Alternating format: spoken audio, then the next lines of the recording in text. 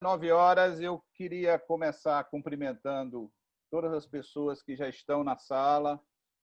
Essa é a 17ª roda de conversa, onde a gente vai continuar a série da história do cuidado às pessoas que usam álcool e outras drogas, a história brasileira, né?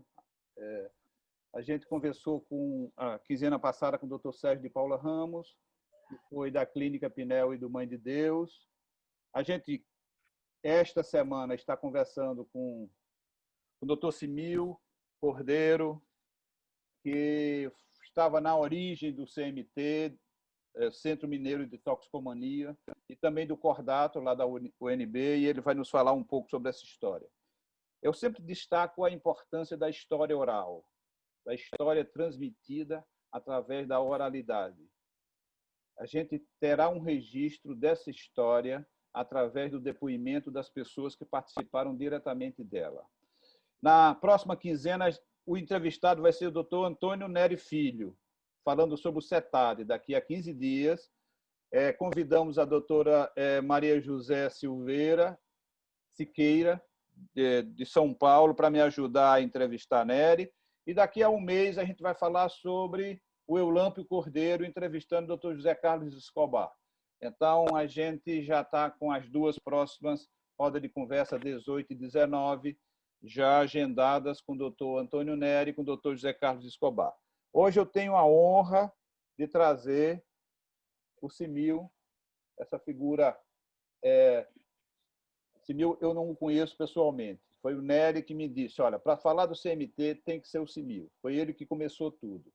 Então, eu queria dizer, Simil, que é uma honra tê-lo aqui na nossa roda de conversa, ao mesmo tempo que cumprimento as pessoas que estão sempre presentes cada 15 dias, nas quintas-feiras, representada por Ana Brito, mas a gente tem Jeane Couto, a gente tem Daiane, a gente tem Larissa, que são pessoas que têm vindo por aqui, tem o pessoal lá da Estação Agreste, tem Suzane. Então, sejam bem-vindos e obrigado por participarem tão ativamente das nossas rodas de conversa. Como a gente falava há pouco, Simil, off, vou lhe dizer agora oficialmente. Você tem entre 20 e 40 minutos para apresentar, do jeito que você quiser, essa história. A sua história, que se confunde com a história de criação do CMT e do Cordato. Então, você tem esses 40 minutos para falar sobre isso, e depois eu, o Nery e todos os participantes vamos estimular para que você lembre ou acrescente algumas questões que a gente acha que contribuiria para este momento histórico que é a gente poder ter, através de você, a história dessas duas instituições que são importantíssimas dentro desse contexto. Boa noite, seja bem-vindo e muito obrigado por ter aceito o convite.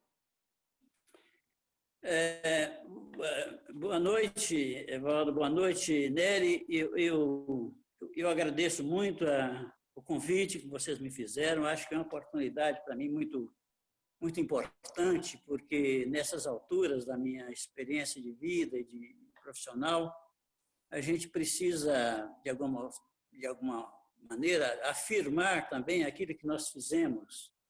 O passado não é uma coisa que a gente passa a borracha nele nos marca, né? Então, para não... vamos entrar diretamente no tema. Na verdade, eu quero primeiro contextualizar a partir de onde eu vou falar, à medida. Eu fui formado em psiquiatria no Instituto Raul Soares, em Belo Horizonte, que é um hospício clássico, onde eu aprendi de tudo que vocês podem imaginar sobre loucura. E lá nesse hospício, nessa residência de psiquiatria, havia uma orientação mais para psiquiatria social. Tinha muita influência, inclusive, aí, viu, Evaldo, aí de Pernambuco, da psiquiatria pernambucana. Sim. Que era uma espécie de abordagem da psiquiatria social. Nós éramos bons clínicos, porque lá tinha muito doido, clássico que nos ensinou muita coisa, aliás, é a psicose que nos ensina, não somos nós que ensinamos a psicose, é o contrário. E nesse contexto, eu cheguei a ser, depois de terminada a residência, cheguei a ser presidente da Associação Mineira de Psiquiatria em 1979, 1980, que era uma época de grande ebulição do pensamento psiquiátrico, que era a época da antipsiquiatria, que apesar dos seus equívocos, dos seus exageros, de negar, por exemplo, a existência da esquizofrenia, chegava a esse ponto, mas, de toda forma, era uma visão influenciada por Foucault, por pensadores, por Freud, principalmente, pela psicanálise. Então, esse contexto em que eu me formei é que gerou, de alguma maneira, toda essa direção que aconteceu na minha vida. Eu não diria por acaso, porque o acaso não existe. Na verdade, foi escolhas que eu fiz na época em função da minha formação da época. Então, nessa época, nós combatíamos justamente o modelo hospitalocêntrico dos hospícios. Só para adiantar, isso resultou na lei de 2001 do Paulo Delgado sobre a questão da proibição de construção de novos hospícios no Brasil. Isso foi resultado do movimento que nós chamamos movimento da reforma, revolução psiquiátrica, né? Quer dizer, que na verdade não é da psiquiatria.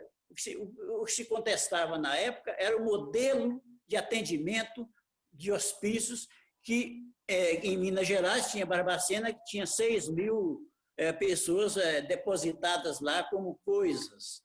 E isso nos indignava muito. E havia, na época, também toda uma cultura do eletrochoque,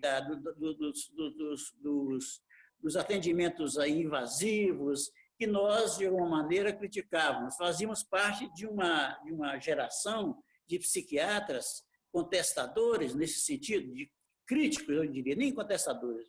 Nós tínhamos uma visão crítica da psiquiatria, e, a partir daí, é que uma professora da uma universidade, talvez de psicologia, não lembro mais, eu acho que da Fafiche, a Fafiche é a Faculdade de Filosofia, Ciências e Letras, onde eu me formei também, antes de fazer psiquiatria, me formei em letras, nessa faculdade.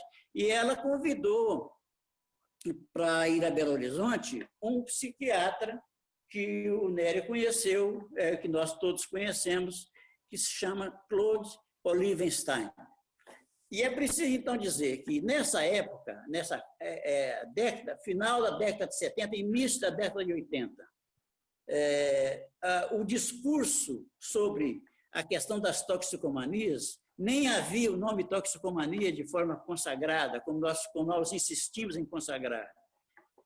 O discurso sobre a questão da dependência química, ou do vício, na verdade, a palavra vício era muito marcada, era conduzido por um médico muito importante lá em Minas Gerais, Dr. Zé Lies Murad, que depois se transformou em deputado federal, etc. Nem sei mais se ele está vivo, mas, de toda forma, era um discurso que, na verdade, via a questão da dependência química, ou da adição, ou, enfim, do vício à droga, como algo ligado à questão da transgressão da lei. Então, as instituições que tratavam os toxicômanos na época eram instituições policiais. Eu lembro que havia lá uma instituição da Polícia Civil, ligada à Polícia Civil, que acolhia os drogados em abstinência. E aquilo já era criminalizado antes mesmo de qualquer intervenção médica e psicoterápica. Bom, acontece que, talvez, e eu estou interpretando o contexto nesse sentido, talvez influenciado por essa ebulição antipsiquiátrica, essa denúncia dos hospícios, né, como depósito de pacientes, eu quero citar, então, para a gente poder contextualizar de forma mais clara, 2 filmes que foram produzidos na época. Um na minha época, que eu era presidente da Associação Mineira, feito por Elvésio Raton, que chamava Em Nome da Razão. É um filme que ele filmou o Hospício de Barbacena com todas as suas atrocidades que ali aconteciam, e foi um filme que serviu como arma de argumento nosso para... Foi a época que nós trouxemos ao Brasil o Franco Basaglia, que era lá um cara lá da Itália, que fez uma revolução também lá, que soltou todos os doidos lá da Itália. Enfim, nós copiávamos de alguma maneira, o Basaglia fazia parte do movimento antipsiquiátrico internacional, e nós o trouxemos ao Brasil, e eu era o presidente da associação, e ele fez uma série de conferências, visitou lá o Instituto Raul Soares e fez uma série de denúncias. Enfim, esse era o contexto em que a questão da toxicomania surgiu. E eu quero citar também, só para antecipar, um outro filme que foi feito em 2002, mas que tratou exatamente dessa fase da década de 60 e 70, com muita lucidez, da Lais Bodansky, que se chama... foi um filme baseado num livro autobiográfico do Austregérito Carrano Bueno. O livro se chamava Canto dos Malditos, e o filme chamava Bicho de 7 Cabeças. Vocês devem ter assistido. Todos nós assistimos esse filme, porque esse filme ele foi de uma virulência, de um impacto muito grande dentro desse processo de ideias que germinava nesse contexto da época, da psiquiatria da época. Ele denunciava exatamente através... É a história de um jovem que foi pego com um baseado de maconha, foi internado num hospital psiquiátrico, e lá ele sofreu todas as intervenções que nós denunciávamos. Ele tomou eletrochoque, foi tratado como um doente mental, justamente porque usava maconha. Esse era o contexto do tratamento dos usuários de drogas da época. Evidentemente que não havia no Brasil ainda o crack de hoje, né? Mas havia outras drogas muito virulentas, né? Nós não tínhamos, felizmente, a heroína. Eu só conheci o trabalho com a heroína na França, quando eu fui fazer, a convite do Olivenstein, um estágio nesse Santo Amaro de Carlo, que o Nério conhece, onde ele também trabalhou, e lá que eu conheci o que é verdadeiramente uma toxicomania.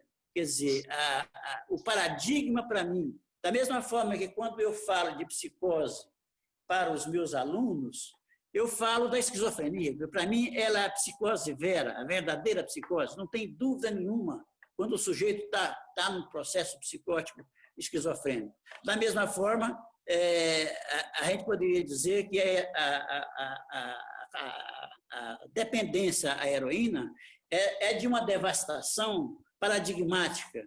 E isso, a experiência que eu tive na França, nesse hospital, me ensinou exatamente. Mas antes disso, quer dizer, antes nós então, essa professora convidou o Olivenstein para fazer uma conferência, então havia lá em Belo Horizonte, eu acho que na época, nem sempre, eu não me lembro bem se o governador era o Tancredo Neves. Eu só me lembro da inauguração num hospital que tinha lá, que era o Hospital Geral, o Hospital Amélia Lins, que chama o hospital. Eles inauguraram, então, talvez influenciado por todo esse movimento, por todas essas denúncias, que havia lá digamos, um apoio da imprensa local, de um jornalista que denunciava exatamente, ele aderiu ao movimento nosso, e isso, de alguma maneira, sensibilizou esse secretário de saúde, chamado Dario Tavares, para criar um centro que chamou de Centro de Reintegração Social. A própria palavra reintegração social já sinalizava que esses pacientes eram tidos como fora da sociedade. Eles tinham que ser reintegrados. E essa foi a ideia da criação dessa equipe clínica, para a qual eu, como psiquiatra, já presidente da associação e depois psiquiatra do hospital, da rede hospitalar de Minas Gerais, a FEMIG, eu fui convidado, então, para dirigir a equipe clínica, que foi criada por psicólogos, assistente social, eu como psiquiatra, enfim, enfermeiros, dentro de um hospital geral. Essa foi digamos, a matriz, digamos, daquilo que posteriormente se tornou o Centro Mineiro de Toxicomania. Nessa época tinha, paralelamente a esse processo que eu estou descrevendo como contexto da psiquiatria da época, havia um movimento em Belo Horizonte também da chegada da experiência da psicanálise lacaniana, onde havia já pessoas vindo, os argentinos vindo lá fazer seminários sobre Lacan, e eu até assisti a alguns seminários, mas particularmente eu estou me referindo a isso porque duas pessoas importantes do Centro Mineiro de Toxicomania participaram, aderiram à questão do lacanismo. Do ponto de vista eles eram psiquiatras, um é o Antônio Benetti, que era meu preceptor na residência, e o Gésio Santiago, que depois se tornou um cara importante dentro da Escola Brasileira de Psicanálise, fundada pelo Miller, posteriormente.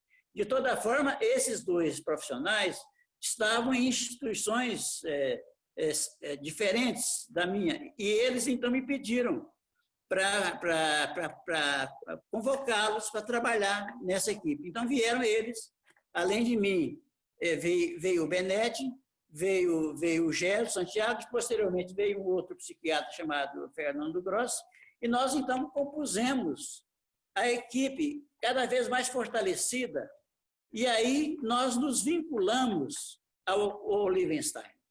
Porque, na verdade, o Olivenstein trazia um discurso absolutamente revolucionário para a época.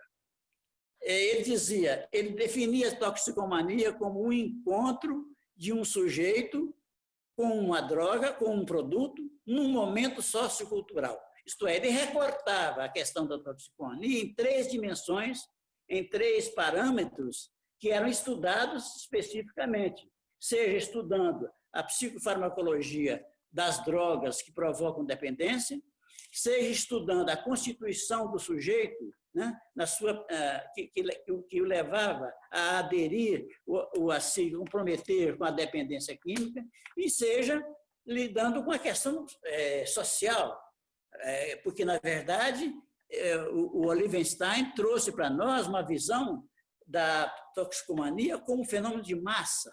Nós não tínhamos ainda a noção, por causa desse discurso, digamos, médico restrito que o Elías Murad veiculava, nós não tínhamos ainda noção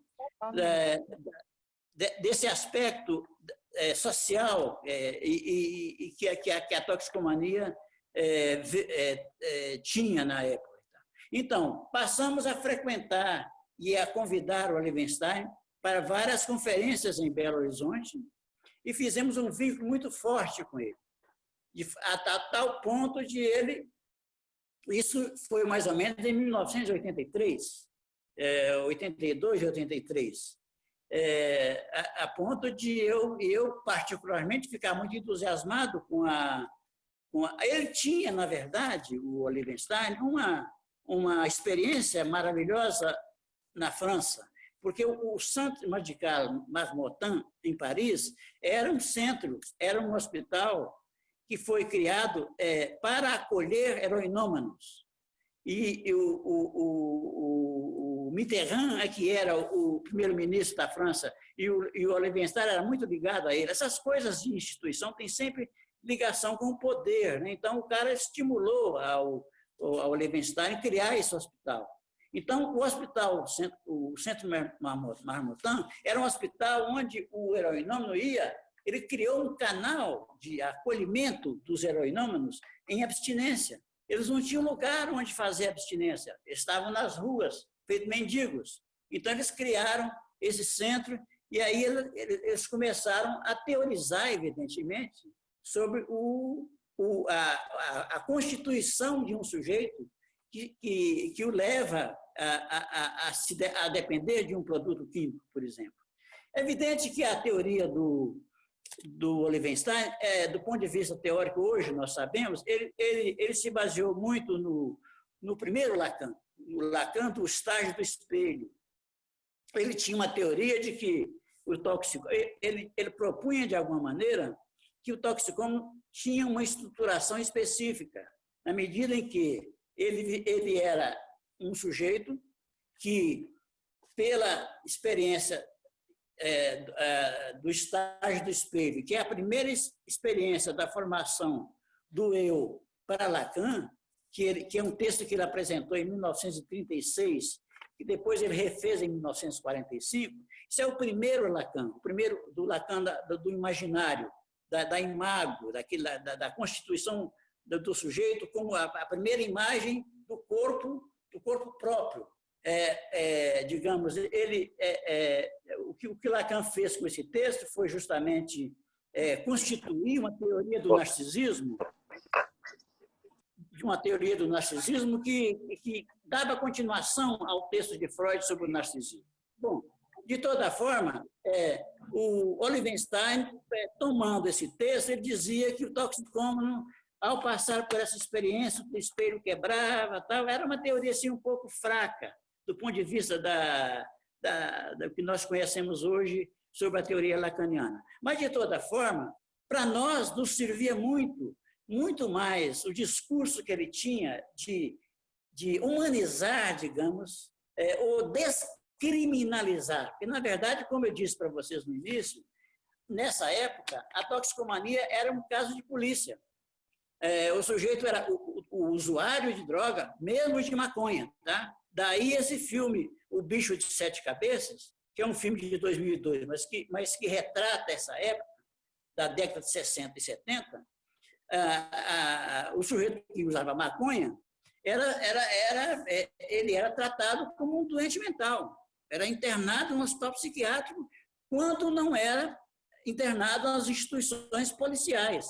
Porque o Centro de Reintegração Social, que foi criado por esse secretário de Saúde, foi justamente uma tentativa de humanizar, tirar da polícia, das mãos da polícia, entregar para os terapeutas, os médicos, a abordagem da questão. Tudo começou por aí.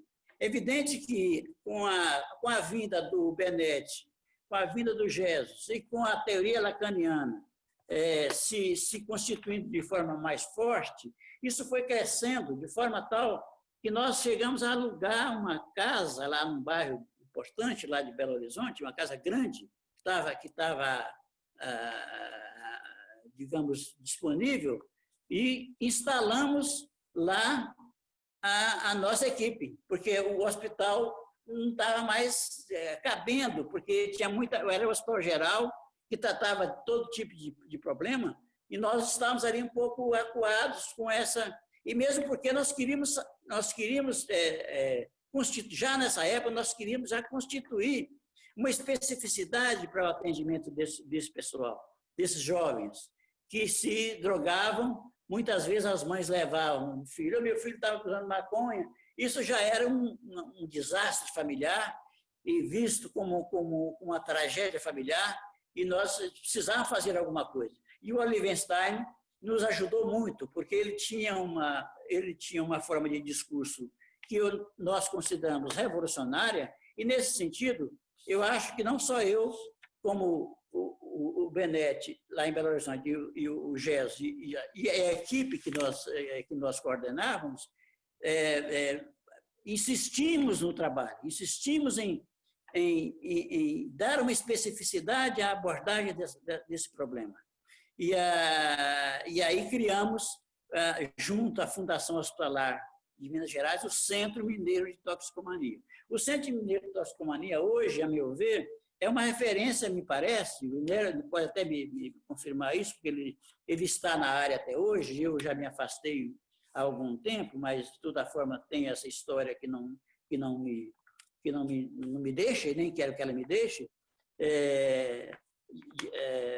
Eu dizia que, bom, enfim, que nós buscávamos uma especificidade de tratamento. E queríamos uma teoria, percebe? Nós estávamos em busca de uma doutrina que nos ensinasse a abordar essa questão e de forma menos, primeiro, desvencilhando isso da questão legal, dando a César o que é de César, digamos, dando à lei o que é da lei, mas não criminalizando antecipadamente o usuário, principalmente de maconha, que na época era assim, visto como um terror. Hoje nós sabemos que até estão plantando maconha para efeitos medicinais. Vocês veem, nesses 40 anos houve uma evolução, suponho, né? Na abordagem dessa questão. Mas na época não. Na época nós vivíamos não sei se era em função também do contexto político da época, nós estávamos em plena ditadura, mas isso não acredito que seja só isso. Eu acho que tem uma questão da toxicomania que ela é específica.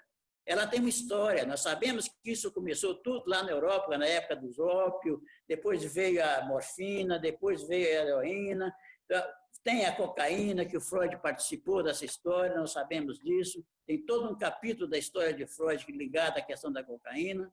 Então, a toxicomania é uma questão de grande importância clínica para todos, é uma questão para todos nós.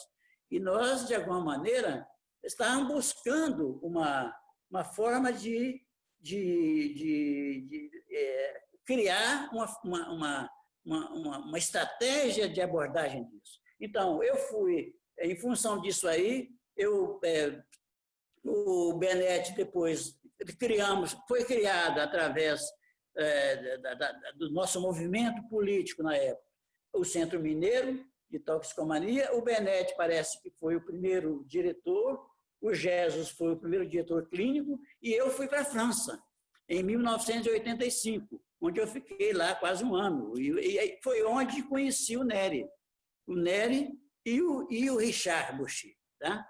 O Richard Boucher também tem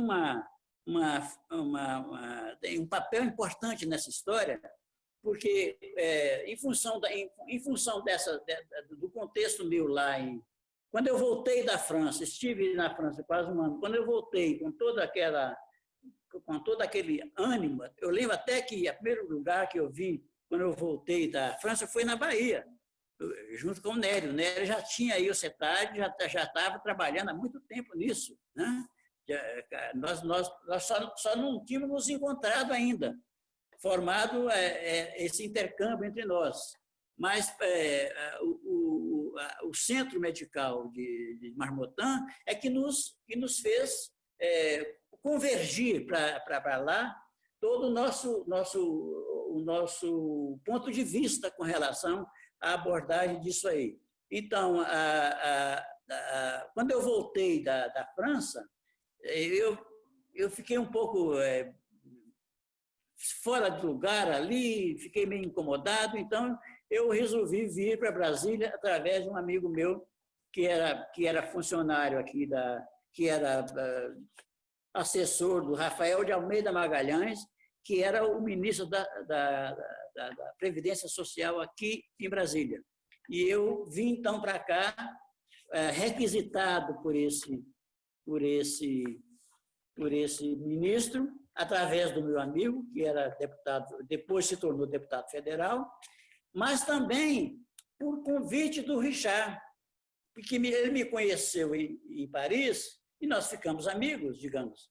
E ele, então, e eu já estava investido nisso há quase 5 ou 6 anos, não sei mais, Então, já estava comprometido com todas as ideias de Olivenstein, que na verdade, eram ideias que mudaram o discurso sobre toxicomania no Brasil. Eu disse isso para o Nery, em off, dizendo, Nery, eu acho que nós somos responsáveis pela mudança, nessa época, de um discurso sobre a toxicomania no Brasil. E eu acho que isso tem sentido se você também ligar isso à questão da reforma psiquiátrica.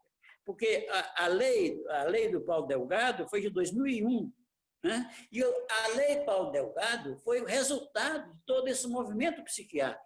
Então, de um lado, havia toda uma denúncia de uma certa comercialização, mercantilização da doença mental, né? de uma psiquiatrização do social da época, todo esse discurso antipsiquiátrico, entre aspas, aí, porque eu não concordava muito com as teses antipsiquiátricas do ponto de vista clínico, mas do ponto de vista social, sim.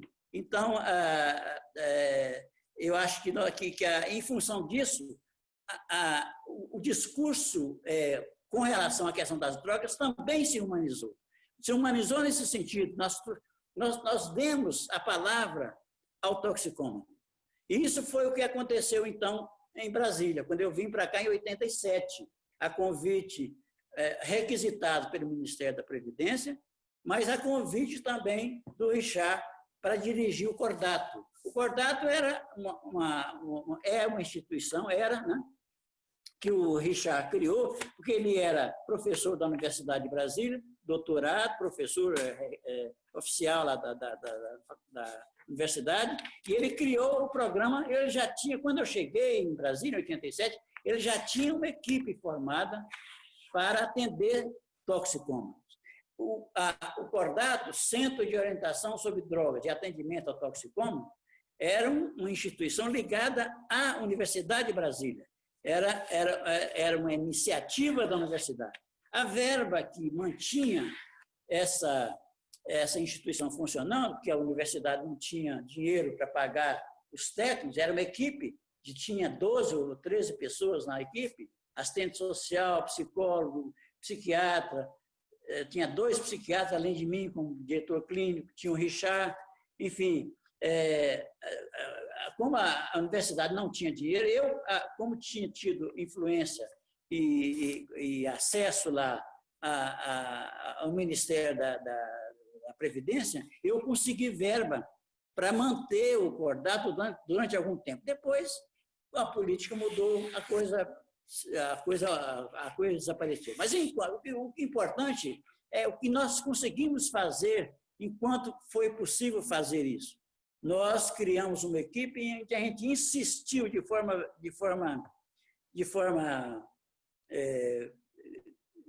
virulenta, de forma crítica, de forma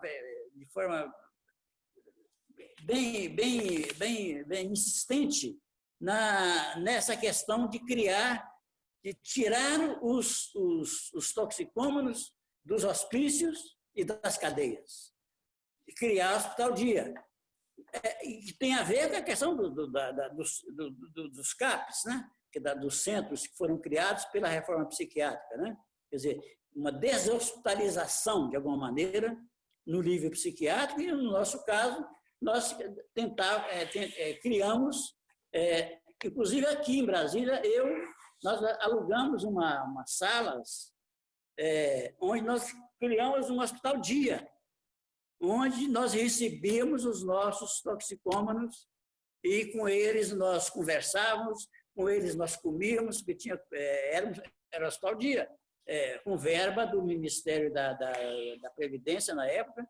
Então, foi uma experiência muito, muito bonita, inclusive, que nos gratificou muito, pelo fato de ser uma experiência inovadora, apesar de não ter na época muito apoio assim do governo local, que era o Joaquim Roriz, mas isso não importa. O que, na verdade, é que a universidade, o Cordato, teve e mais do que isso, nós não só atendíamos os pacientes e os colocávamos, aqueles que eram indicados, no hospital dia. Nós também teorizávamos, tentávamos nos vincularmos ao que o Levenstein estava falando sobre isso na França, e ele vinha ao Brasil quase todo ano, fazendo conferências. Isso foi muito importante, foi uma fase muito importante do movimento de atendimento ao sofrimento dos toxicômanos. Nos ensinou muito. De toda forma, eu não sei se eu ainda tenho algum tempo. Tem, Evaldo? Alô? Ele está ligando o microfone. Eu tirei o meu próprio som, eu não me dei conta. Você ainda tem 3 minutos, Simil. Tá bom, então.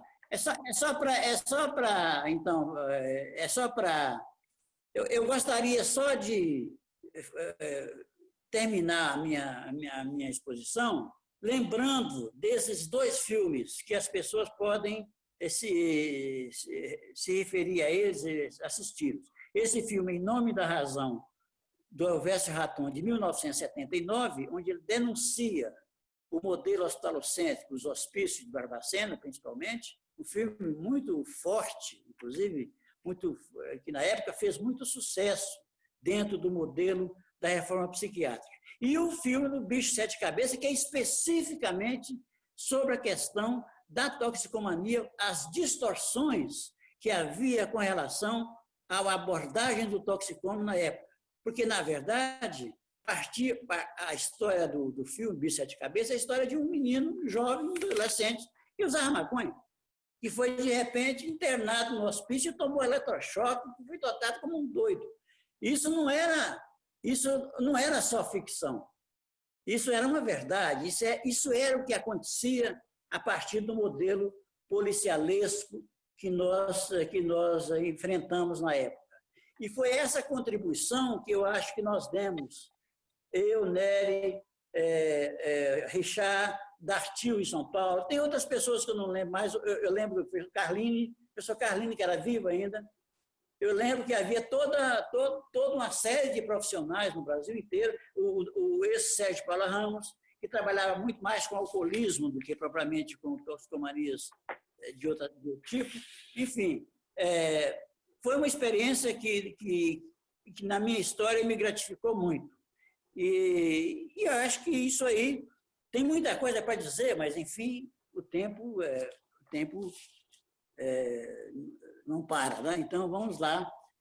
Espero que vocês tenham tido uma ideia, pelo menos geral, de como é que isso se constituiu a partir do Centro Mineiro, que hoje é um centro de grande importância no Brasil, e o Nery sabe disso, e o Cordado, infelizmente, por razões aí conjunturais, porque ele dependia de verba de políticos, e a política muda, né? As coisas hoje não são muito otimistas com relação a esse tipo de abordagens de trabalho com relação ao que nós fazemos. Eu tenho a impressão que eu me afastei dessa experiência da clínica, porque é uma clínica muito pesada, me afastei, como eu disse para vocês, do exílio da psicanálise, mas muitas pessoas deram continuidade, inclusive o Nery. O Nery fala hoje até sobre isso, eu acho o Dartil também, e outras pessoas, e eu tenho a impressão que vocês têm muito a dizer sobre como é que está hoje a questão da abordagem das toxicomanias. Muito obrigado por vocês terem me ouvido, viu? Simil, muito obrigado. Eu acho que tu trazes um pedaço importante da história do cuidado das pessoas que usam álcool e outras drogas. Eu queria destacar alguns pontos da tua fala. Primeiro, eu queria voltar um pouco lá para quando tu começas lá em 79, 80, e eu queria lembrar que em 78 foi exatamente... Evaldo, travou aí. Tudo que você disse até agora a gente não ouviu. Vamos lá. Congelou aí, eu não ouvi nada, Simil também não. Voltou agora? Sim, agora sim. Voltou. Eu tava retomando a fala de Simil e voltando para 78. 78 foi o congresso da ABP, da Associação Brasileira de Psiquiatria, em Camboriú. Esse foi um congresso histórico, porque foi neste congresso que a Associação Brasileira de Psiquiatria, como primeira associação de profissionais, que tirou uma moção no final do congresso de apoio à anistia ampla, geral e restrita e as diretas já. Encabeçada pelo Dr. Luiz Cerqueira, e eu tenho essa imagem muito clara daquele velhinho de cabelos brancos, ele devia possivelmente ter a nossa idade, né? Cercado de jovens psiquiatras falando da importância da psiquiatria social. Dr. Cerqueira é um alagoano que estudou com o Ulisses Pernambucano aqui em Recife e foi para São Paulo, lá para o interior, para Ribeirão Preto. Então, a história da Associação Brasileira de Psiquiatria é uma história da psiquiatria social, do cuidado social. Eu estou fazendo esse comentário, Simil, você me perdoa, mas é porque a Associação Brasileira de Psiquiatria se transformou agora num monstro, numa defesa estreita de um organismo apenas biológico, o humano como um organismo biológico. E quando eu assisti esta semana o presidente da Associação Brasileira de Psiquiatria falar das mudanças que acontecerão no cenário do Ministério da Saúde, eu só pude me lembrar de Camboriú em 78, que foi exatamente quando você estava dizendo que começava todo o processo da abordagem social da psiquiatria. Então, eu acho que este é um marco. 78, Congresso da ABP, Psiquiatria Social, professor Luiz Cerqueira. Depois você falava da importância de Olivenstein para o cuidado das pessoas que adoecem por conta de álcool e outras drogas, e eu acho que a influência de Olivenstein para as primeiras organizações e estruturação de serviço no Brasil foi fundamental, e acho que Nery pode falar melhor, porque Nery é um dos discípulos. E eu acho interessante que você tenha citado, ao longo da sua fala, o termo toxicomania, que é o termo utilizado por Olivenstein, e é o termo utilizado na maior parte da Europa. Esse termo não colou no Brasil. No Brasil tem algumas coisas que pegam, outras coisas que não pegam. Não, fora o Centro Mineiro de Toxicomania, a palavra toxicomania para representar o uso de tóxicos, o uso de substâncias, não pegou no Brasil. A gente fala qualquer coisa, um termo horroroso, que dependentes químicos, eu acho que isso é horroroso do ponto de vista de nomeação, mas toxicomania era o termo utilizado por Olivenstein e era o termo utilizado para a criação do Centro Mineiro de Toxicomania. O Centro Mineiro, como pioneiro, a gente está trazendo exatamente um pouco cronologicamente, está faltando na cronologia aquilo que dizia o Simil, está faltando Carline na nossa cronologia, mas Sérgio começou a trabalhar com o álcool, Simil falou bem, em 78, e é mais ou menos 78, 80, 81 que começam a haver todas essas movimentações lá em Belo Horizonte. Eu só venho a conhecer o Centro Mineiro de Toxicomania já sobre a coordenação de Fernando Gross. Então, eu não conhecia essa pré-história, mas esta casa ainda tem muito na minha memória, às vezes que eu fui lá nesta casa que o Simil descreveu, alugando, montando a casa. E eu sei o que é isso, você sair procurando móvel, você sair procurando como é que você vai montar essa casa e ver uma grana daqui, uma grana de lá. E acho que o Centro Mineiro de Toxicomania tem uma característica que se mantém até hoje, pelo que eu sei, é que é uma estrutura de atendimento predominantemente ambulatorial, embora tenha aquilo que se chama...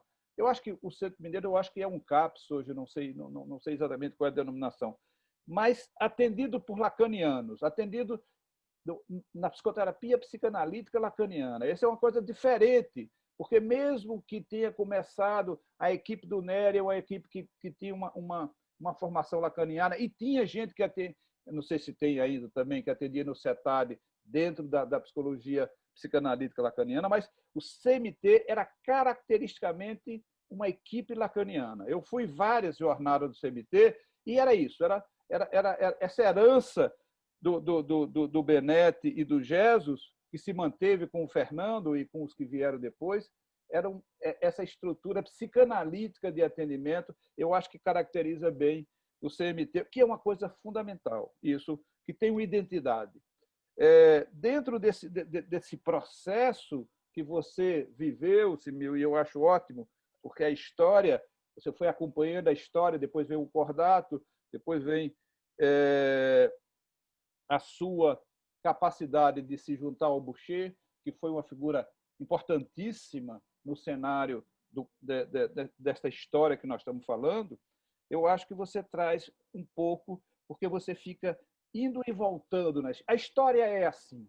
A história é exatamente formada de memórias. E a memória vai, e a memória, de repente, a gente se lembra de uma coisa e vai buscar uma coisa lá atrás.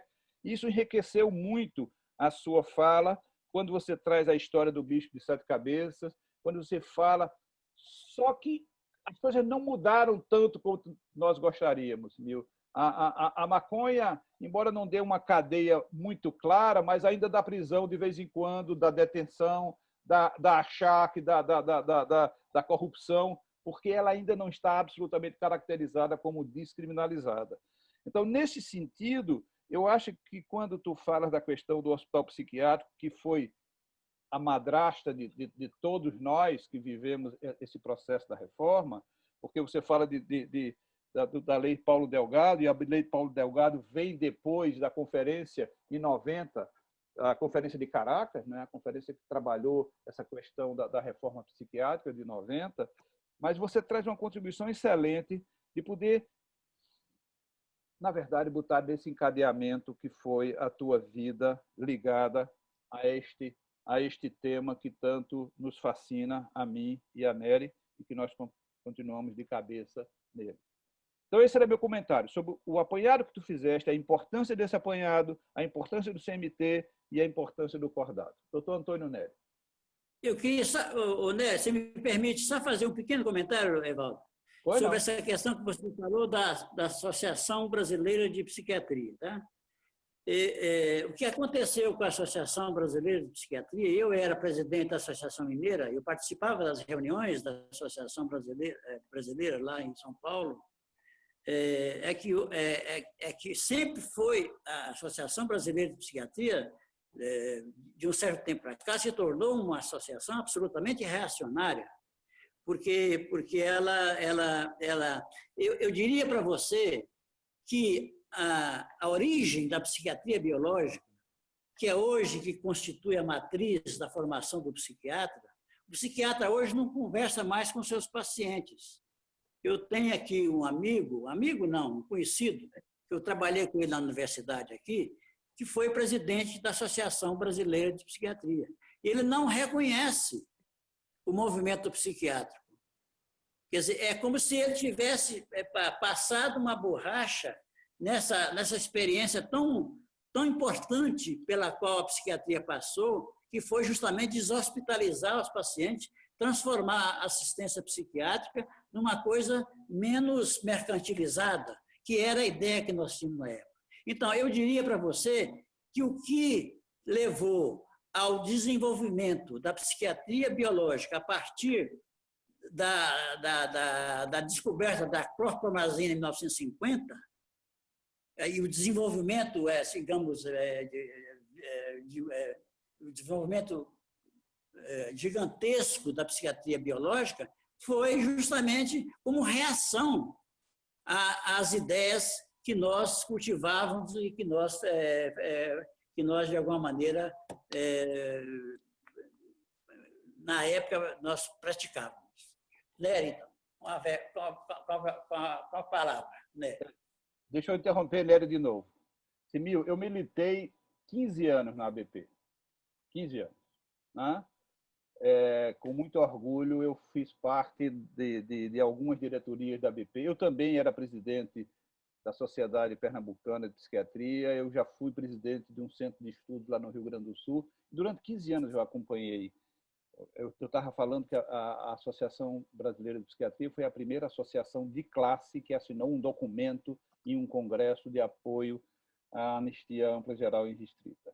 Eu acho. Sim, e é pena que tenha transformado o que transformou hoje. Pois é, a gente juntava tostões para fazer um congresso. Hoje a gente tem congresso de 5.000 pessoas, bancaram tudo pela indústria farmacêutica. A psiquiatria hoje está inteiramente vendida à indústria farmacêutica. Então, eu não tenho ido aos congressos, acho que é importante que se vá, acho que é importante se acompanhar também o desenvolvimento da psicofarmacologia, mas é um ambiente tão reacionário, tão conservador e tão anti-gente que eu não consigo participar de um congresso de psiquiatria e lamento que a psiquiatria tenha se tornado isso no nosso país. Mas eu tenho muito orgulho de ter participado dessa fase onde a psiquiatria entendia que o sofrimento mental é muito mais do que causado por um descompasso neuroquímico ou físico. Doutor Antônio Nery Filho. Evaldo, eu vou começar me associando ao que você acaba de dizer, e Simil também, sobre a Associação Brasileira de Psiquiatria. Eu me formei em 1970 e iniciei a minha vida de jovem médico psiquiatra, indo trabalhar no manicômio judiciário. Eu não fiz residência em psiquiatria, mas eu trabalhava desde 1968 com um colega, Aurélio Souza, que hoje é um renomado psicanalista, conhecido no Brasil e fora do Brasil, e eu acho que eu fiz uma boa formação com este colega num manicômio aqui da Bahia, a Casa de Saúde Ana Nery, que pertencia a um grupo forte que mais tarde eu compreendi, explorava a loucura comercialmente e, claro, aí inicio minha saída desse sistema, indo embora para a França em 1973, onde fiquei até 77. Isso para contextualizar. Então, eu, quando voltei, eu me associei novamente à ABP e durante muitos anos eu tive o prazer, o orgulho, participei, trabalhei por uma psiquiatria social, uma psiquiatria libertária e tudo isso que Simil acabou de nos trazer. Até que nós rompemos com a ABP e vamos trabalhar, pelo menos eu, na ABEA, que depois se torna ABEAD, e que nós conversamos aqui há 15 dias passados com Sérgio de Paula Ramos, que foi um dos fundadores e presidente da Associação Brasileira de Estudos do Álcool e Outras Drogas. Primeiro só álcool e depois acrescentando o D de outras drogas. Então, eu preciso afirmar também este lugar. Mas para voltar a Simil, que é a nossa imagem de hoje, o homem porque eu tenho uma admiração enorme, sobretudo por essa história que ele acaba de contar. Porque no início dos anos 80, quando eu entro para a faculdade de medicina, eu tinha notícia de Minas Gerais através das falas do professor Elias Murad, que era um farmacologista, ex-diretor da faculdade de medicina, e que absolutamente compreendia o consumo de drogas a partir da droga e não a partir das pessoas. Então, ele fez parte, durante muitos anos, de todo esse movimento que mostrava ao mundo o risco da droga de um modo que dava a impressão de que era a droga que tomava as pessoas e não as pessoas usarem as drogas. E é evidente que eu começo a me opor a isso, porque inicio uma psicanálise pessoal que durou muito tempo e eu começo a dizer aos estudantes de medicina do primeiro semestre do curso médico as coisas que eu havia aprendido, visto no manicômio judiciário. Então, a notícia, Simil, que eu tenho de Minas é através de Murat. E aí, mais tarde, é que eu vou lhe conhecer lá em Marmottan, através de Olivenstein, mas que tinha vindo a Minas Gerais a convite de Maria José Uchoa, ou Ulloa. Exatamente ela. que se apaixonou por Oliver Stein, data vênia, eu posso estar revelando uma coisa da intimidade dele, e convocava Oliver Stein para vir ao Brasil todos os anos, e nós nos associamos, então, a Minas Gerais, no sentido de conhecer isso, que eu não vou lhe repetir, eu diria essa bonne parole, essa nova palavra que Oliver Stein nos traz, aproximando o social, a droga e os humanos. E isso faz uma revolução, a meu ver, no nosso modo de trabalhar por aqui. Agora, a questão de Minas que eu queria que você pudesse retomar é que, com a sua saída mais tarde, em que pese a presença de Benete e de Jesus, mais tarde, outras pessoas tomam a direção do CMT, como, por exemplo, Raquel Pinheiro, que durante anos dirigiu o CMT, outras assistentes sociais e psicólogos ocuparam a direção, de tal modo que eu considero que o CMT, e nisso eu me inspirei também, sempre transitou entre uma psiquiatria social, uma psicanálise que não se impunha como única direção no CMT, e, evidente, tudo que era da ordem do social visto a partir do sofrimento humano. Então, eu acho que isso dá essa característica, isso eu queria lhe perguntar se você concorda comigo, de que isso dá ao CMT uma característica muito particular e que, quando eu conversar com o Evaldo daqui a 15 dias, direi que é muito parecido. Eu digo sempre que o CMT e o CETAD têm afinidades fraternas, muito próximas, tanto de pessoas quanto de doutrina. Por quê? Porque envolve topologicamente, num determinado momento, a psicanálise se impunha, nesse mesmo momento, a psiquiatria, uma boa psiquiatria, se fazia presente, e um social também, topologicamente. Então, eu lhe perguntaria isso. Você concorda que Minas nunca foi nem muito psiquiatria, nem muito psicanálise, nem muito social, que foi as três coisas sempre?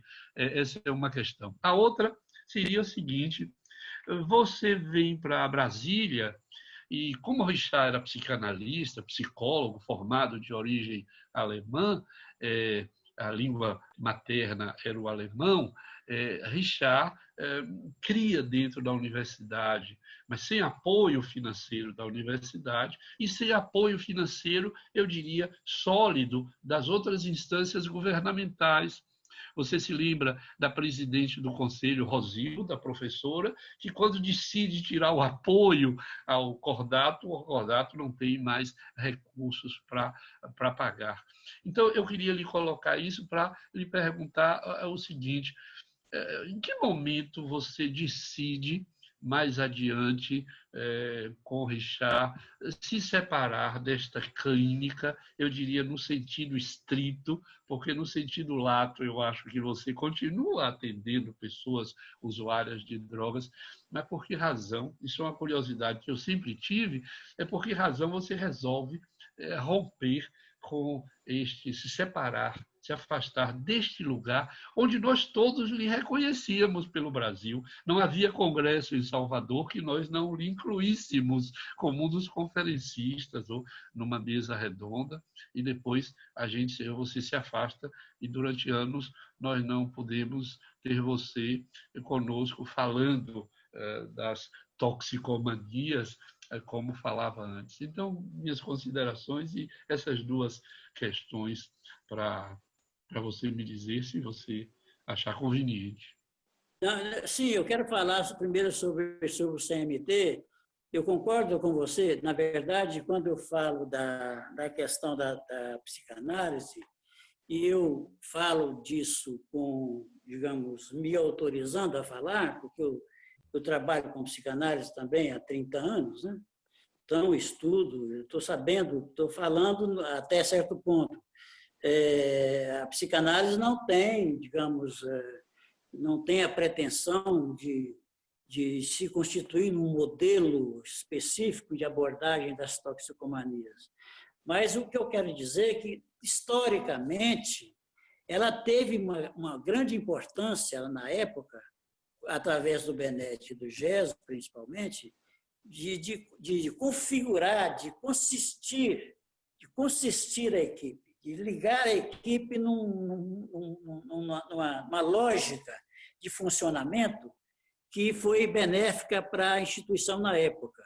É evidente que eu fui convidado há algum tempo atrás, não lembro mais quanto tempo, do aniversário, talvez de 20 anos do CMT, eles me convidaram. Eu fui lá e eu lembro que até o Murage estava lá na plateia e tal. Então, concordo com você que a abordagem, se a gente pode sintetizar, a gente pode sintetizar em poucas palavras, em que consiste, na verdade, a abordagem do CMT com relação às toxicomanias, é justamente essa questão da fala, daquilo que foi dado ao toxicômano, tirar isso daquilo que você falou, do lugar da droga, né? E colocar no sujeito. Quer dizer, não que eles fizessem psicanálise de toxicômanos, nós sabemos que isso não é assim. É outra coisa, nós não vamos entrar na teoria clínica da psicanálise do toxicômano, que é uma coisa muito complicada. Nós sabemos que todo toxicômano tem perfis diferentes de estruturação que não são compatíveis com uma cura tipo de psicanálise.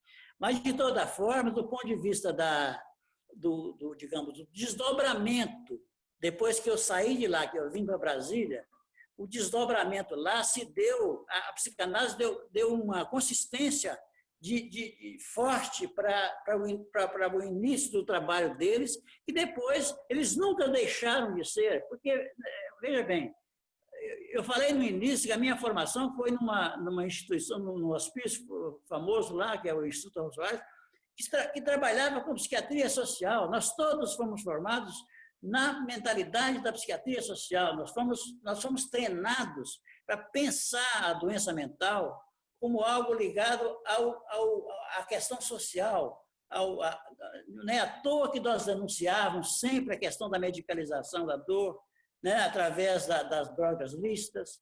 Nós denunciávamos como é que se fala tanto de maconha, se dá diazepam aos quilos para os pacientes nos ambulatórios de psiquiatria. Essa é uma denúncia que a gente fazia, para dar um exemplo. Então, nós nunca deixamos de ter, e o CMT nunca deixou de ter, essa vertente social que... Agora, a meu ver, o que foi a mudança mais importante que ocorreu ali foi o foco no sujeito, quer dizer, no toxicômano, no sujeito no sentido lacaniano até da palavra, por que não? De escutar da palavra toxicômano e, a partir daí, estabelecer possíveis estratégias de cura e de acompanhamento desses pacientes. Com relação ao Cordato, a história é outra. Primeiro porque o Cordato era uma instituição ligada à universidade, o Instituto de Psicologia, no qual o Richard era professor. E ele não tinha muito...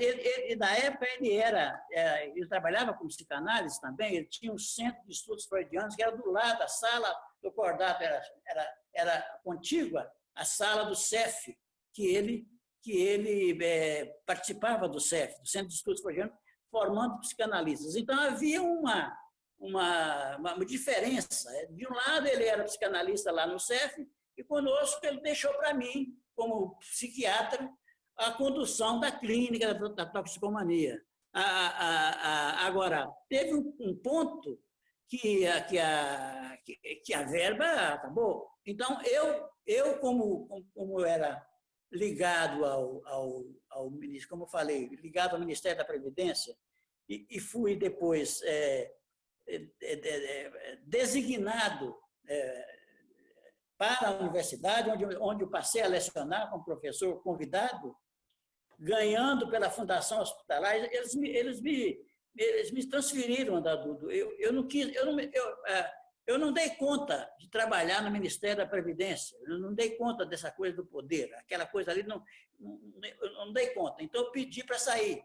E aí fui para a universidade e, mesmo assim, mantive o vínculo com as pessoas que decidiam sobre essa questão de verba. E durante algum tempo, eu não sei mais quanto tempo, se 3 ou 4 anos, quem sustentava o Cordato era o Ministério da Previdência através da minha influência. Eu tinha pessoas lá dentro que, depois, como mudou o governo, e como eu falei, mudou, então, o Cordato, o Cordato, então, não teve sustentação, uma pena. Porque, na verdade, nós chegamos enquanto funcionamos, e eu não lembro mais quanto tempo, eu acho que foi de 87 que eu vim para cá, talvez 92, nós escrevemos, inclusive, um livro, nós entramos em contato com empresários locais, né, que eram sensíveis a essa questão das toxicomanias, e conseguimos verbas. Era assim que a gente sobrevivia, mas teve um tempo que isso se esgotou, como tudo em política. Não havia uma política pública que reconhecesse o trabalho que a universidade estava fazendo. Isso enfim, as coisas que acontecem no Brasil. Então, a equipe teve que depois o Richard morreu em 97, né? E aí pronto, desapareceu a ideia, infelizmente, e ficou como experiência para todos nós. Porque, como você mesmo falou, eu continuo atendendo, sim, no consultório, mas isso é outra coisa, não tem nada a ver com o que a gente faz na instituição, com o que você faz no CETAD, com o que nós fizemos no Cordato, com o que o CMT faz em Belo Horizonte e com outras instituições, que é uma coisa ligada, inclusive tem mais. Influenciou a ideia do Hospital Dia, influenciou a ideia do atendimento ambulatorial e das comunidades terapêuticas, coisa que já é um tema que talvez vocês pudessem até explorar isso aí nesse espaço de vocês, porque é muito importante pensar em que se transformaram hoje as comunidades terapêuticas, que estão com uma influência da religião, que eu acho que é uma distorção da ideia original que nós pensávamos sobre elas. Ok, esse mil. Mas eu continuo para lhe perguntar uma hora dessa, em Brasília, por que com todo o cabedal e o conhecimento que você tinha e importância, você, eu acho que, de certa forma, eu posso dizer isso, você rompe com esta clínica, com as instituições, e fez falta. E eu aproveito para lhe dizer que hoje que continua fazendo falta. Quer dizer, você está na origem deste movimento, junto conosco, cada um, você lembrou, Dartiu em São Paulo, Sérgio Seiber no Rio de Janeiro, Escobar e José Francisco Albuquerque em Pernambuco, nós aqui na Bahia, e nós durante, eu penso, dezenas de anos, nós sustentamos uma forte proposição de colocar o sujeito onde era droga. Isso você tem toda a razão, e foi o nosso grande trabalho, apoiado politicamente pelo discurso de Olivenstein, que vinha de Paris, vinha da França, criador de um centro mundialmente reconhecido, sustentando a nossa proposição. Eu acho que essa foi a extraordinária contribuição de Olivenstein, além da teoria, além do modo como ele nos ensinava, o modo como nós fomos a Paris conhecer a verdadeira toxicomania, que aqui a gente tinha dúvidas. Quer dizer, eu não tenho nenhuma resistência, nenhuma restrição a isso. Mas eu sempre senti falta. Eu lhe confesso que o seu afastamento institucional nos enfraqueceu, eu acho. Nós ficamos carentes de uma pessoa em Brasília com quem nós pudéssemos dialogar, porque quem herda o Cordato, de certa forma, mas num modo completamente distinto, é Fátima Sulbrac, que vai fazer clínica de família e sustenta isso até hoje, mas não tinha a característica, e não tem, a clínica de família da UNB não tem as características que Richard junto com você, criaram em Brasília. E aí eu acho que nós não temos, a meu ver, até hoje, a possibilidade de dialogar como dialogamos no início dos nossos trabalhos e nos 10 anos seguintes. Mas isso é uma questão pessoal que você não precisa, de modo algum. Porque eu acho que não foi só a morte de Richard. A morte de Richard foi importante para todos nós. Inclusive, eu sempre dizia, Richard é mort, vive Richard. Quer dizer, essa frase famosa de o rei está morto, viva o rei. Porque Richard foi talvez o que mais produziu em termos de textos e de escritos. O livro que você se refere há pouco, Drogas, ok, produzido financiado por uma empresa de Brasília. Depois ele escreve Drogas, Drogadição no Brasil, ele utiliza essa palavra. Drogas em tempos de AIDS, é outro livro referência. É evidente, vocês fizeram o primeiro curso à distância, eu me lembro, de uma importância extraordinária. Mas a morte de Richard não é o fim do Cordato, o Cordato acaba antes, e Richard e você eram os representantes as pessoas com quem nós dialogávamos em Brasília, e depois não dialogamos mais, porque você toma outra direção e vai, como diz você, se asilar na psicanálise. O que eu lamentei. Se é possível ainda te dar uma pequena resposta sobre isso aí. Na verdade, eu fiquei... o Cordato, ele desapareceu, digamos, em função da inapetência do poder público digamos, municiar essas iniciativas. Eu fiquei muito desencantado com isso, quando nós perdemos o convênio com o Ministério, não tínhamos dinheiro para pagar a equipe, e a equipe era muito boa. O pessoal que trabalhava era bem azeitado, nós tínhamos um fôlego. Esse livro que você se referiu foi escrito por todos nós, cada um escreveu um capítulo, não sei se você se lembra. Cada membro da equipe escreveu um capítulo, financiado pelo Grupo OK. Me lembro bem. Enfim, e fizemos também, como você falou, você me lembrou bem agora, desse curso à distância, que eu cheguei a ser, né? E outra coisa que aconteceu também, porque a vida é dinâmica, né? Coincidiu essa época com a explosão da pandemia da AIDS. E, de repente, eu, como funcionário da universidade, fui convocado para ser consultor do Ministério da Saúde sobre AIDS, cara.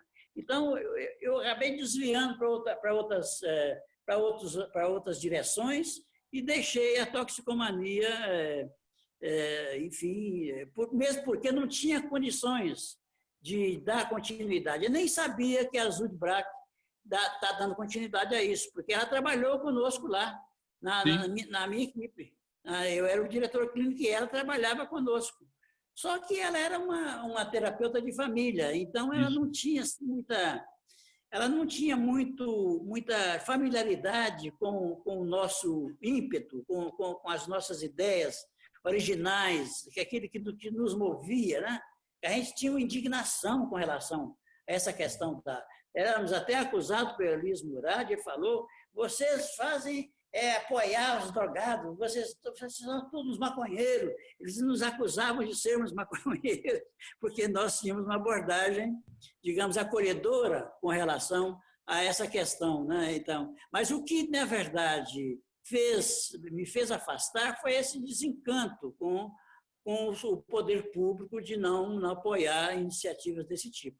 Então, fiz o concurso do Senado, como você sabe, e aquilo ali, o Senado, eu vou fazer uma confissão, aquilo ali é uma gaiola de ouro, que você pega um emprego de primeira grandeza e sua vida está resolvida. Uhum. Evaldo, posso perguntar uma última coisa? Eu não sei que tem, mas essa eu não vou falar muito, não. Seria assim. Como é que você vê hoje, Simil, essa questão da clínica, da toxicomania, tendo começado lá tão longe já? Como é que você vê hoje o que nós estamos vivendo? Veja bem, eu tenho aqui em Brasília tem um centro de uma que é dirigido por uma moça psicanalista, que ela tem ela conseguiu formar uma equipe muito boa sobre a abordagem da toxicomania a partir da formação psicanalítica dela. Ela não se faz psicanálise de toxicômano, mas a psicanálise, da forma como que ela pratica, ela conseguiu formar uma equipe muito boa que está funcionando, mas só que é uma equipe privada, né? Paga-se por isso. Então, não é da forma que não se trata da nossa questão. A nossa questão é o serviço público, o serviço que é essa questão que nós não conseguimos insistir no serviço público, conseguir que o serviço público sustentasse uma. Então, eu tenho tido, nós, inclusive, de vez em quando, chamamos ela para trabalhar conosco na escola lacaniana aqui que eu fundei. Então, a gente dialoga sobre essa questão. Eu escrevi alguns textos sobre o tratamento do toxicômano, que está em alguns livros, tem referências minhas por aí, sem falar desses livros do Cordato que nós escrevemos. Então, eu só deixei de atender aquilo que é o essencial. Eu atendo no consultório, mas é outra coisa, né? Quando o sujeito chega no consultório, ele já está devidamente preparado para algum tipo de terapia que a gente sabe que é necessário fazer essa preparação. E a instituição, como nós a concebemos no nível público, ela prepara o sujeito a partir da experiência da abstinência, do sofrimento, da falta, enfim, de todo esse drama que é a relação do sujeito com a droga, ela prepara o sujeito para uma terapia de fala. A terapia de fala, qualquer que seja ela, e eu estou falando da psicanalítica, que é uma terapia de fala específica, ela é um momento digamos, de chegada do toxicômano já na abordagem mais conclusiva, digamos, que eu diria. Então, e outra coisa importante, Nery, que você vai concordar comigo, né? Eu acho que, com relação à questão da abordagem da maconha, por exemplo, é um tema que nós precisamos retomar, né? Porque parece que não é a mesma coisa hoje, né? Parece que as coisas estão mais, digamos, socializadas, né? Os jovens hoje não têm a mesma, digamos, não são tão excluídos como há 40 anos atrás. A meu ver, eu acho que houve uma evolução. Eu acho que, de alguma maneira, a gente pode, digamos, contabilizar isso como resultado do nosso trabalho que a gente fez esses anos todos e que vocês continuam fazendo, você, o Evaldo, outras pessoas. Eu que me afastei. Mas, enfim, eu reconheço que o trabalho continua. Pois é. Veja, eu vou também um pouco contextualizar, Nery, porque eu acho que é importante que, quando a gente fale de todo o movimento que a gente acompanhou no processo da mudança do olhar da droga para o sujeito, esta mudança se deu simultaneamente com a evolução do processo da reforma psiquiátrica. Então, o empenho para não excluir, o empenho para não internar, o empenho para cuidar e não excluir. As conferências de saúde mental, que excluíram o problema de álcool e outras drogas, a de 87 e a de 92, mas estava vendo todo o movimento da reforma psiquiátrica. Agora, eu queria instigar o que você estava falando, Nery. Veja, o Cordato, ele, quando trancaram a torneira, ele morreu de sede, morreu de fome, porque não tinha como sobreviver. Você é um sobrevivente de um serviço da universidade, só que você colocou o serviço da universidade dentro de um espaço da prefeitura ou do Estado, não me lembro bem se o secretário do Estado. Então, você não dependeu só da universidade para sobreviver. À medida que o Cordato dependeu só da universidade para sobreviver, e aí eu acho que é um problema que a gente observa no Brasil inteiro, depender só da universidade termina ficando um serviçozinho de uma pessoa, em geral mais ambulatorial, de que você está dentro da saúde pública no sentido mesmo da rede, que a gente vai chegar um momento de falar da rede, em que o equipamento é apenas uma parte da rede e não um centro que irradia, é um pedaço da rede fazendo parte e compondo toda uma trama de serviços. Você acha que o CETAD tem este destino que a gente vai discutir daqui a 15 dias, porque ele associou as duas coisas, a universidade com a prefeitura, o Estado? Eu acho que é a prefeitura. Eu acho que você está antecipando nossa conversa daqui a 15 dias. Eu tenho que me cuidar, porque senão a gente salta, né? E hoje eu acho que Simil que é a nossa persona importante. Então, eu lhe diria que sim, mas não é tão simples. A concepção do CETAD foi acadêmica, falaremos disso daqui a 15 dias, mas eu compreendi, e o CETAD nasce numa parceria com o governo do Estado. É do Estado, não é a prefeitura. Em seguida, nós incorporamos a prefeitura. Em seguida, nós incorporamos no Estado a Secretaria de Justiça, a Secretaria de Educação.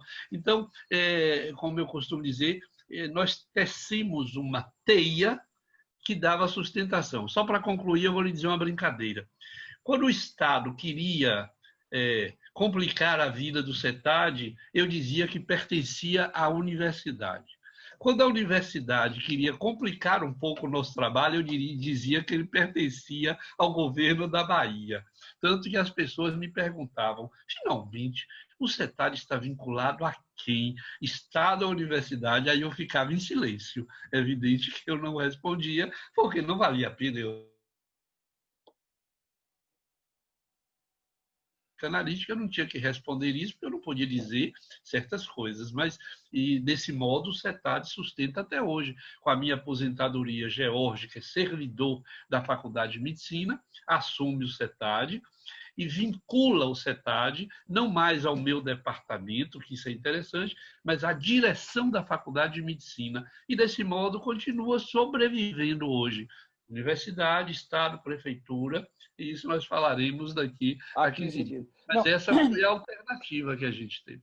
Porque eu estava trazendo isso só para poder fechar, porque como o Cordato ficou muito centrado no prestígio do Boucher e também na universidade, quando a universidade diz não, aquilo não me interessa, aí mata de inanição, mata de fome e desfaz. E eu acho que a ideia da sobrevivência, e Simil dizia muito bem, e o Cordato tinha uma equipe de excelência, não era por falta de equipe, a equipe era de excelência, era a questão deste jogo político que está sempre envolvido em todos os nossos serviços públicos, o jogo político está sempre envolvido. Então, não Mas eu não sei... Evaldo, desculpe, mas eu não sei se Simil vai querer dizer isso agora, mas eu achava que Richard era muito duro nas negociações. Por isso que eu disse há pouco, que ele era de formação psicólogo, ele era psicólogo de formação alemã. Eu acho que ele negociava, a margem de negociação com Richard era muito estreita. Quando não era, ele dizia não era, então não é. Então eu acho que ele não pôde ou não conseguiu negociar outras instâncias. Ele disse, vocês não reconhecem o nosso trabalho de excelência, ficarão sem nosso trabalho. Acho que nesse sentido ele fez o que Lacan fez. Ele dissolveu a escola, como Lacan. Ele dissolveu o CETAD, o Cordato. Eu acho que hoje Richard dissolveu o Cordato. Minha interpretação hoje é bem lacaniana. Como Lacan dissolve a escola, ele dissolve o Cordato. E é exatamente a partir daí que o Cordato morto se torna um Cordato vivo, com uma força extraordinária, mas agora centrado em Richard. Simil recua e Richard permanece indo, consultor de ministério, trabalhando com o COFEI, fazendo conferências pelo Brasil, mas aí não era mais o Cordato, era Richard, que era detentor desse poder. E ele disse isso: agora é comigo, não serei mais instituição. Então, eu acho que essa é um pouco da história, mas aí eu não sei se Simil concorda. Bem, Não, eu concordo, sim.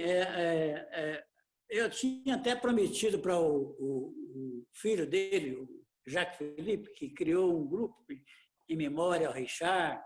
Falei, olha, Jacques, eu vou participar de uma live com o Nery, com o Evaldo, e eu prometo para você que eu vou ser fiel à memória do seu pai.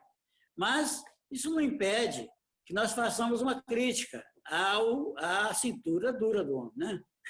Ele era difícil de negociar. Então, mesmo porque se tratava, chegou a um certo ponto que a universidade não tinha mais, digamos, o que fazer, o que financiar. A verba vinha do Ministério da Previdência, através do INSS. Eu ia lá todo ano negociar o aditamento do contrato. Tínhamos um contrato feito com vários. Eu lembro que o reitor da universidade era aquele que foi senador, Cristóvão Buarque. Eu despachava com Cristóvão Buarque. Eu despachava, não era o Richard, não. Era eu que despachava com o Cristóvão Buarque o convênio que nós tínhamos feito entre o Ministério, a Secretaria de Saúde e a universidade. Então, quando o Ministério não quis mais, acabou, morreu aí, então não tinha mais aonde tirar dinheiro para pagar a equipe, que era uma equipe de grande importância. Fizemos um bom trabalho de formação do pessoal, tudo em cima dos cascos, entendia bem do assunto, escrevemos livros, fizemos ensino à distância, entendíamos do assunto, como o Nery falou, éramos especialistas na coisa. Mas, enfim, não fomos valorizados pelo poder público. A questão é essa. A questão sempre esbarra em serviço público nesse sentido. Eu acho que as ideias novas, né, nem sempre são bem recebidas pelo poder público. Enfim, de toda forma, isso me desencantou um pouco. Não foi a razão última de eu me afastar, porque também a minha vida foi indo para outras direções. Eu entrei no Senado como médico, depois fui trabalhar no consultório e aí, então, eu acabei deixando de lado essa clínica, essa experiência, mas que, como eu estou vendo agora, falando para vocês, é mais viva do que nunca na minha história. Muito bem. Veja, a minha provocação, Nery, era exatamente para você poder falar um pouco disso, de que a instituição precisa transcender ao homem e ao Criador. E isso é um processo importante que todas as instituições têm que atravessar. Esse processo do se desvincular do Criador. E aí, acho que você falou super bem. Neste sentido, eu queria, para finalizar, dizer que esta conversa foi uma conversa muito rica. Eu acho que a gente pôde falar de vários difíceis da sociedade brasileira. Quando a gente fala do momento difícil que vive a ABP, eu tinha que trazer um momento em que a ABP nos orgulhava muito, pelo seu posicionamento, pela defesa do paciente, por estar ao lado exatamente da não exclusão, né? E acho que este momento que a ABP vive nos desagrada muito a forma como a ABP vem sendo conduzida já há muito tempo, não é de agora. Não vamos fazer justiça, isso não tem nada a ver com o governo Bolsonaro, nada a ver.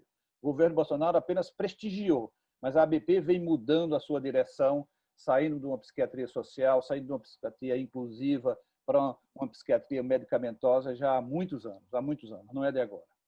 Mas, lamentavelmente, agora ela encontra um terreno fértil para poder aparecer mais.